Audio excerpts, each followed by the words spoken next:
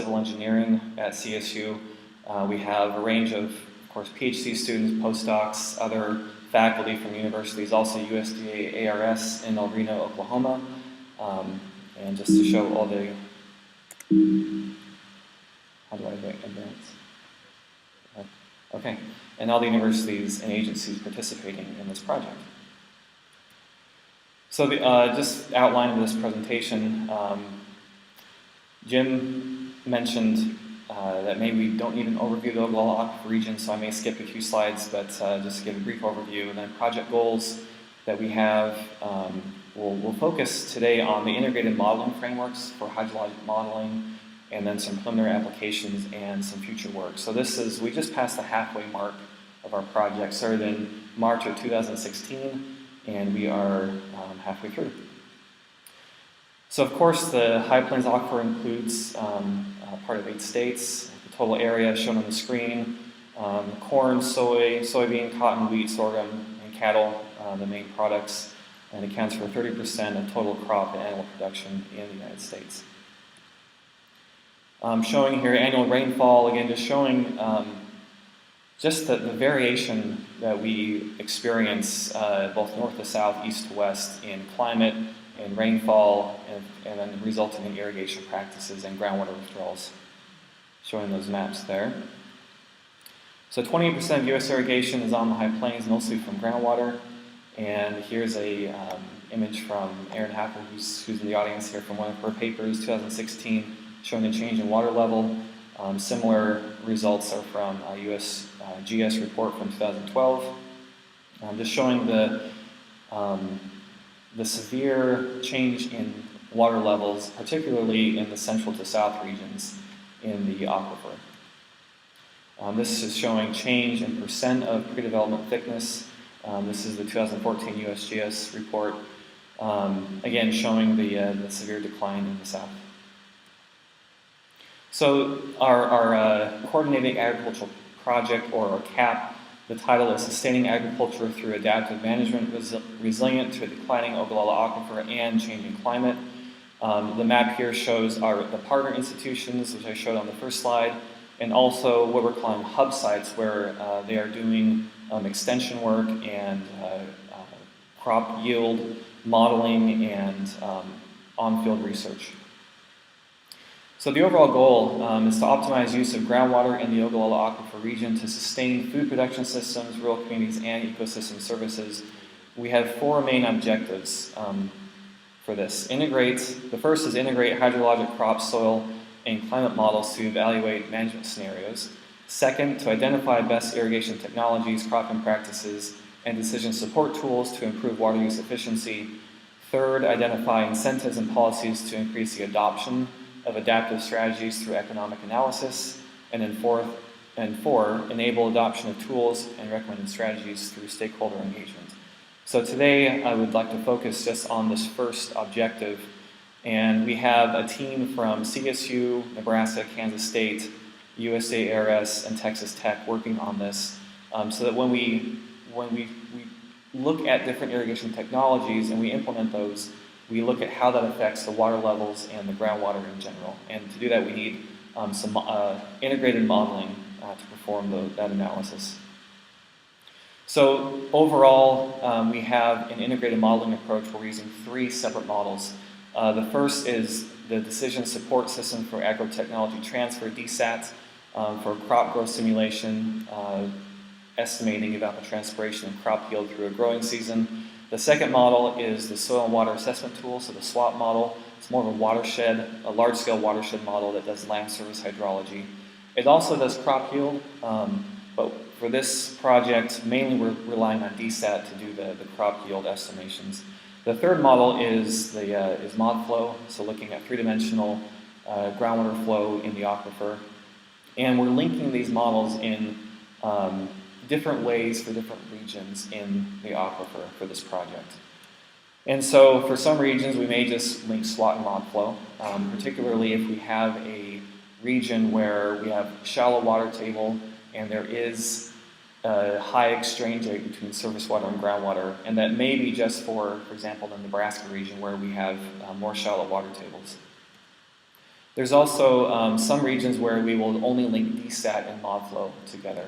And these are regions where the water table is deep enough where there is no interaction between groundwater and surface water, not a lot of surface runoff into streams, and so we can just focus on linking crop growth with groundwater supply. And then in some regions we will do all three, where we will have DSAT provide information to SWAT for crop yield and evapotranspiration, and there may be some surface runoff into streams, and all of these will be linked together with MODFLOW. Again, showing how different regions, for example, in the Nebraska along the North Platte, SWAT may be more necessary to use than, for example, in the southern part of the aquifer where there is not a lot of surface runoff in stream flow. Getting a bit more specific between these three models, DSAT we rely on for irrigation demand based on crop growth, evapotranspiration, and then resulting crop yield in the growing season. SWAT also can calculate irrigation volumes, simulate surface runoff, stream flow, and also percolation below the soil profile to the water table if we have a shallow water table. And then MODFLOW can simulate vadose percolation pumping, simulate the water table elevation in space and time, and also groundwater surface water interactions if the water table is shallow enough to interact with the stream. So, for example, we would take the crop growth module of DSAT and provide that to SWAT to complete the land surface hydrology to look at runoff, and irrigation volumes are then provided to MODFLOW to determine how much needs to be pumped from the aquifer to supply the irrigation demand. Also for shallow water table situations, percolation from SWAT can also be given to MODFLOW as recharge. MODFLOW will then perform its calculations and simulate water table elevation and also the interaction or exchange rates with surface water and provide that information back to SWAT for routing through the stream network in the watershed. So we're applying, again, in some areas just DSAT MODFLOW, some the whole DSAT SWAT MODFLOW system. Applying it to a historical period, I have a blank there at the top to show that for different regions we have different data available historically. So some areas it may be 1985 to 2015, some areas it might be just 1995 to 2015 based on available data. So using digital elevation models and soil aquifer maps, climate stations, land use, crop types, in some areas pumping rates, in some areas we don't have recorded pumping rates, and also MODIS ET data sets to potentially just supply directly ET into these models. So using this information we construct the models, and then we have model outputs of water table elevation, stream discharge, crop yield, available groundwater, and then trends. And we're using historical water table elevation, stream discharge, and crop yield to test and calibrate the modeling system. And then, of course, we want to then apply the model for future periods. So right now we're thinking of going from 2016 through 2060 and looking at climate scenarios, looking at global circulation model output, which is downscaled to regional applications for rainfall and temperature, and then also looking at management scenarios. So we've mentioned some of these already today in some of the talks, looking at different irrigation technology, limited irrigation, and conversion to dry land. And under these scenarios, with the changing climate, how does that affect water table elevation, stream discharge, and also crop yield to maintain the economic prosperity of these different regions? So I'd like to show briefly preliminary applications. So we're not modeling the entire Ogallala Aquifer region. We decided to select some sub-regions in each of the major climate and geographic areas. So we have 4 main areas we're focused on. The first is the Platte River Corridor in Nebraska. The second is the Republican River Basin in eastern Colorado. The third is Finney County in Kansas, and the fourth is the Panhandle area of Texas. And we will start with Finney County, Kansas. So on the left there's a map showing the location of that county within the Kansas area. And Jim just mentioned that in the last talk, and just the severe decline in the water level in this part of Kansas. So to do the modeling for this area, we are using the MODFLOW model from the Kansas Geological Survey, and based on Jim's talk, we may have to change specific yield, I guess, in that model to get things right. But we are using, the model, I believe, goes from like 1955 up through 2007. We're using this the last 10-year period to test against field data. So there's a very deep water table that we are simulating. The middle map here shows the extent of the MODFLOW grid and using grid cells, and the red outline is the part that we are going to be modeling using a DSAT and MODFLOW integrated model. Here's a map of all the irrigation wells, so the black dots are irrigation wells, and then the different crop types. This is from 2015, so very recent. Purple is alfalfa, yellow is corn, red is soybeans. In this area, in this county, there are about 1,700 pumping wells. And for each field, we are running a DSAT simulation for that crop, for the growing season. And I'll talk more about how we integrate this together. This is initial well capacity gallons per minute for each pumping well, and I believe this is when the well was installed. So using the online data provided by the Kansas Geological Survey, we have this information. The integrated modeling process is to first use DSAT, and as I mentioned before,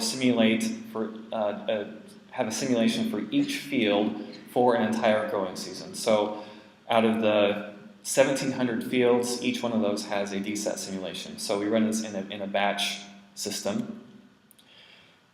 DSAT for each day of the growing season will estimate the required or the irrigation demand, and so it has a depth of applied irrigation water. Multiply that by the area of the field, and we can have a required volume of pumped groundwater that needs to be applied for irrigation. So that the pumping that translates to pumping rates, which then is given to MODFLOW. MODFLOW will then take that information and do its simulation for the entire year, simulating daily water table elevation. And based on the resulting new saturated thickness of the aquifer, we can update a well capacity value that then is given back to DSAT, so that for the following year, that new well capacity can constrain how much irrigation can be applied by the DSAT model. And so then this loop goes through year by year, and so far we've gone from 1997 to 2007, so an 11-year period. Each year DSAT providing pumping rates to MODFLOW and vice versa. And then MODFLOW providing information to DSAT for irrigation with new well capacities.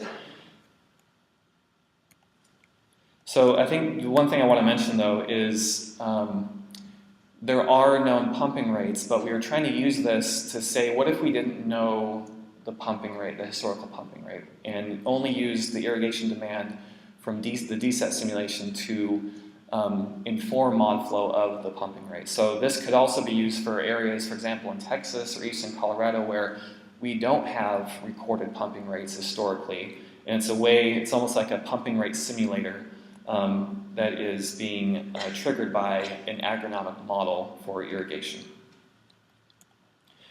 We have compared results with the available water level data from observation wells, and results look they look good. They look reasonable. This is just a plot showing, it's a one-to-one plot showing for different areas in the aquifer the water level simulated by MODFLOW from the original MODFLOW model and the linked DSAT MODFLOW model. Just to show that there is a good relationship between those, indicating that the DSAT MODFLOW, even though we're not using the provided pumping rates, it is still providing accurate water levels in the aquifer. And if we don't include these pumping rates, then the water levels, of course, are a lot higher. This is, again, the model was applied from 1997 to 2007 time period, and this is showing the change of percentage in well capacity over that 11 years. And so up in the north, And the red dots indicate 80 to 100% change in well capacity, and the yellow is about 20 to 40%. This plot is showing for each of those 1,700 pumping wells the change in well capacity through time. So this is we're plotting groundwater saturated thickness versus well capacity. So every one of those gray lines is one well and showing how its well capacity decreases over that 11-year period. As you can see, everything is converging onto zero, which would you expect as groundwater saturated thickness goes to zero, your well capacity also approaches zero. This is also the change in water table, or the drawdown over that 11-year period, showing some very significant drawdowns, particularly in the northwest and in the southern part of the county. So now moving on to the Nebraska area. So this is the Platte River corridor, and here the middle map in pink is showing the region where we'll be modeling. So it's between the Platte and Republican rivers. There's a large groundwater mound in this area. There's a strong groundwater surface water connection, and it's centered around the Tri-Basin Natural Resources District. So in this region, we will be using the SWAT model to account for stream flow in the river system, and also the interaction with the groundwater.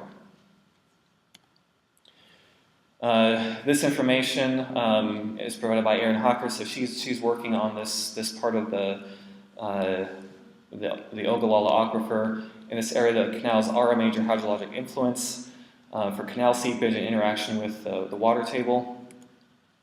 The map on the top shows the depth to groundwater, where black is 5 meters and white is 45 meters.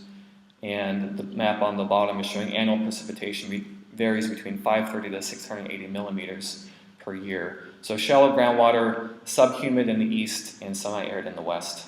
Groundwater typically flows from northwest to southeast. So on the top is the historical water level change. From blue is 30 meters and white is 0. And on the bottom map is showing part of the SWAT model that is being developed. The yellow is the SWAT submodel, and then the gray is the irrigated area, and white is non-irrigated. So SWAT's going to model the surface fluxes, MODFLOW against groundwater, and then the interaction when we apply the coupled SWAT-MODFLOW model, will simulate the interaction between those two. Now, the SWAT-MODFLOW modeling code has been developed over the last 5 years, and that is published and ready for anyone to use. So we're applying that in this area, and as we go forward, learning and thinking about how to include the DSAT simulations to maybe estimate crop yield more accurately than the SWAT model will do. There are some challenges, for example, including canals and reservoirs and how that interacts, but those are some ongoing parts of our modeling that we'll be working on. Now looking at the Republican River Basin in eastern Colorado. So this is a map showing in eastern Colorado the 2 Huck 8 watersheds that we're including in our modeling approach, showing in brown and in green. The yellow is showing the MODFLOW model domain, and the brown is the Uinta River watershed, and green is the South Fork Republican River watershed. Now, this is just beginning, and so right now we're going through hundreds of borehole records to determine aquifer layering and properties for our MODFLOW model.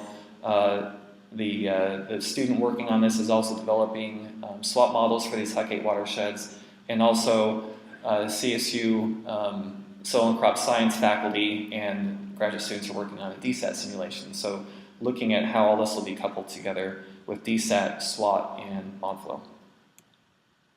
So this is data required for the SWAT model. So we have a soil map from Sergo, we have USGS stream gauges, we have digital elevation models, and the irrigated lands, and then on the lower right-hand chart, we also have monthly actual ET. This is from MODIS, from satellite imagery using the MODIS data. And so we're thinking of, in some situations, we can actually take the estimated ET and apply it directly into the models as a way to more accurately predict evapotranspiration. So SWAT will take care of the land surface hydrology.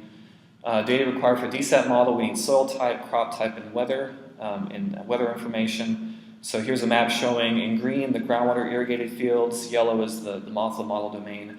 And so again, similar to how we did with Finney County, each irrigated field will have a DSAT simulation. And that information will be provided to SWAT to do the land surface hydrology and runoff, and linked with MODFLOW for the pumping.